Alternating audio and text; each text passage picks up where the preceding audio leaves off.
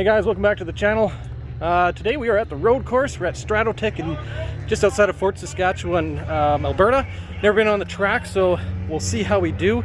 I still have the street tires on the car, as you can see, which some of you are going to think, why am I doing that, not putting the race tires on? I just want to learn the track and see how it feels first. And then, you know, put the race tires on maybe another day and see if there's actually an improvement. But for now, we're just going to take it easy and just kind of learn the track and go from there. Even though I had track experience before, this is my first time at this track with this organization, so they sent me off with an instructor to make sure I'm not a danger on the track. While instructors are incredibly valuable, for me this can add an element of difficulty. In the first few laps, I am trying to learn the corners, learn the line, feel how the tires are doing, how the brakes are doing, at the same time trying to listen to the instructor open the engine and retain his feedback of a given corner for the next lap, while my mind is focusing on what's happening ahead of me. The instructor is doing his job correctly, but from my sim racing experience, I'm used to learning a little bit differently and a little more independently. The corner in that corner, until you have to turn, and then you'll see where you're supposed to end up. Right. This track out to the left, and then just stay on the left here, aim for the cone, this one here. Aim at that one. Yeah, brake, and then turn in. Is this the corner that cuts tires? One of them, yes. Okay. This corner gets tighter and tighter and tighter. We want to exit this one on the inside. So stay to the left on the exit here. And just go straight to the next corner, then brake and turn early. A little later than that, maybe a little bit more brakes, so that's roughly the race line.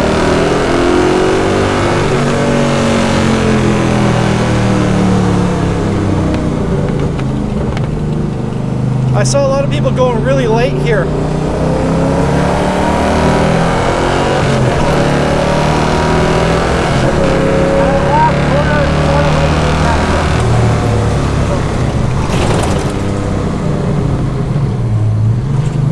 Wheel up. You're late, depending on the gas. Yeah. It goes a little bit more down your apex and put the gas on.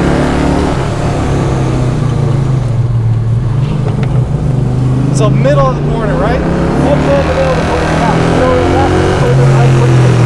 Like exactly like that. Over the rumble strip, all the way out to the turn of this cone. You want to be edge of the track there. You want to get tight over on the rumble strip when you hit that apex. Okay. You want to stay on the left all through this section. You want to make that a straightaway there. Make it a straight. Yep.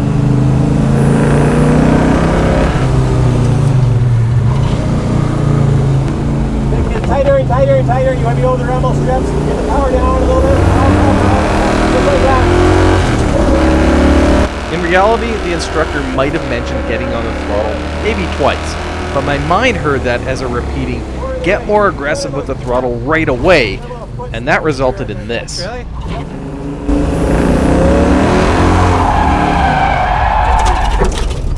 Oh, never had one spin before. Yeah, too much power there. A little bit, yeah. Okay, we're going to have to go in and check everything out. Yeah. Yep. No one's coming. Back on the track. I was a bit upset with myself as I should have known better. Yeah, too much Ever power since I put the indeed. 391 gears in the car, traction in first and second with these tires has been terrible. Fortunately, I was able to get away with the spin, having just filled the car with a bunch of dead grass. After a quick check to make sure the car was good, we were back on track.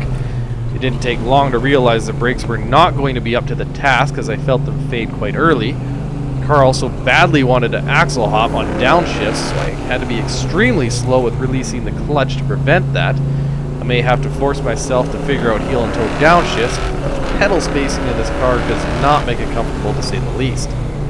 I decided to back it down a little bit, mainly with the brakes, and just went about learning the track, not even looking at my lap times.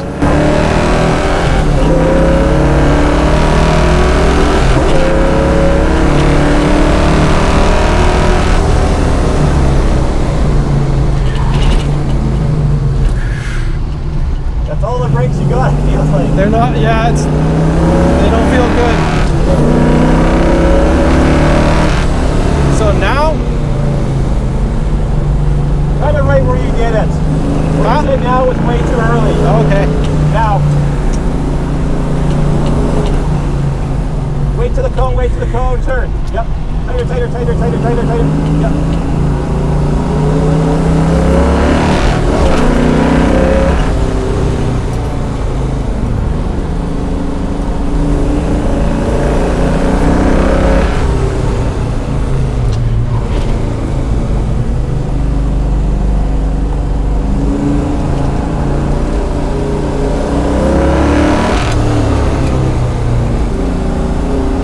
Put the power down a little early there.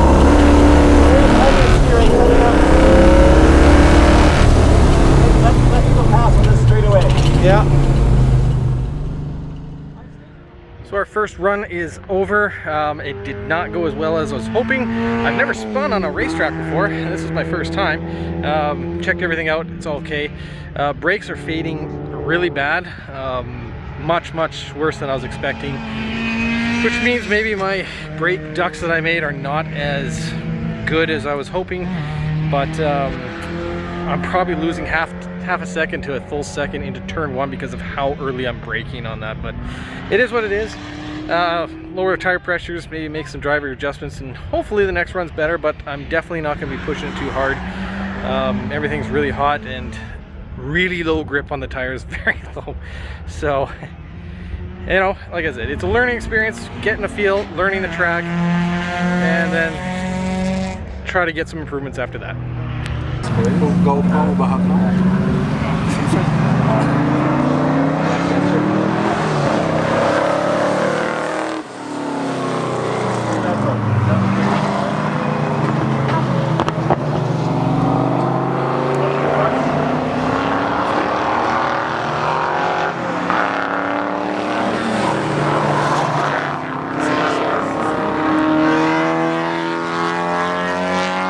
The second run, I didn't even get to complete a full lap without traffic, but I did get a ride in my instructor's RX-7, which really showed me what a decently fast car and a good experienced driver can do.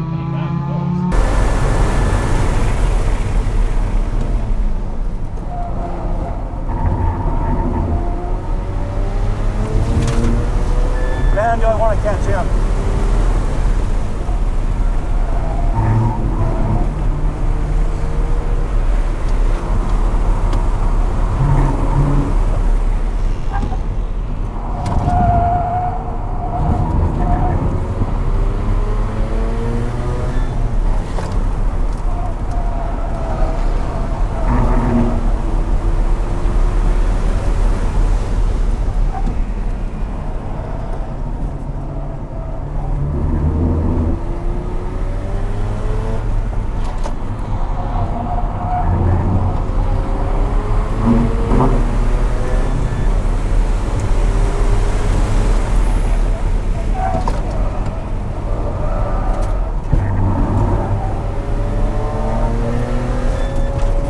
Man, it's got so much grip. It'd have more if I wasn't on skinny tires. Yeah.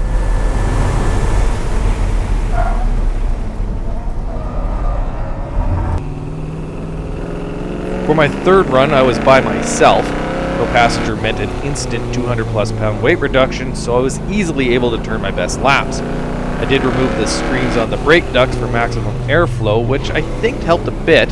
However, I did start to feel a shudder under braking, which could be a warped rotor and is something I'll have to investigate.